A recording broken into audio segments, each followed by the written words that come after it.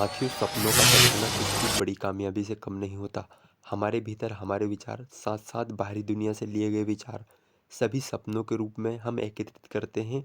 ये विचार हमारे स्वयं के सपने के रूप में विद्यमान हो जाते हैं। जिंदगी के एक महत्वपूर्ण स्टेज में हमारे द्वारा अपने सपनों को पूरा करने के लिए भरसक प्रयास किए जाते हैं।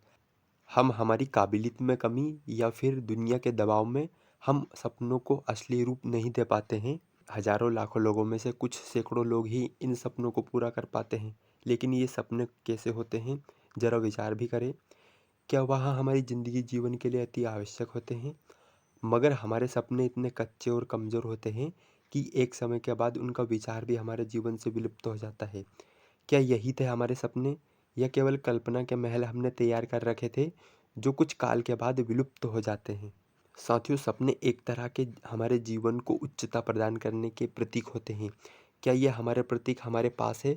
लेकिन नहीं है, इनके बिना भी हमारा जीवन ठीक ठाक बीता जा रहा है। लेकिन हमारी नज़र उस तरफ भी तो करे जहाँ हमारे द्वारा उन सैकड़ों लोगों को कामयाबी का प्रतीक माना जाता है, जो अपनी कल्पना के अनुरूप सपनों तक पहुँचे हैं। मन उनकी जगह पहुंचकर उन क्षणों को अनुभव करना चाहता ही होगा। साथियों, जरा सोचे, हमारे द्वारा उन सैकड़ों लोगों को लगातार कोसा जाता होगा। क्यों कोसा जाता है? उनके भीतर अहंकार ने जगह कर ली है। दया तो है ही नहीं, धैर्य का तो नामो निशान ही नहीं है। इतना हम कोसते हैं, परंतु हमारा मन बस उसी तरह के सपनों का अनुभव करना चाहता है।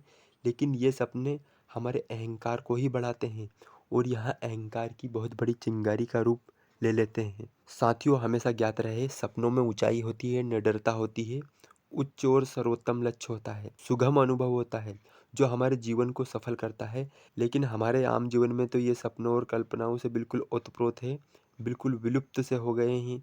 यह विचार तो बिल्कुल समाप्त से हो गए हैं। साथियों, एक कहानी जो हमें लगातार प्रेरित करती रहेगी। साथियों, एकलव्य के जीवन को देखें। इसके बारे में इंटरनेट पर बहुत सी सामग्री उपलब्ध है, आप जाकर जान सकते हैं। लेकिन एकलव्य का जीवन कैसा था?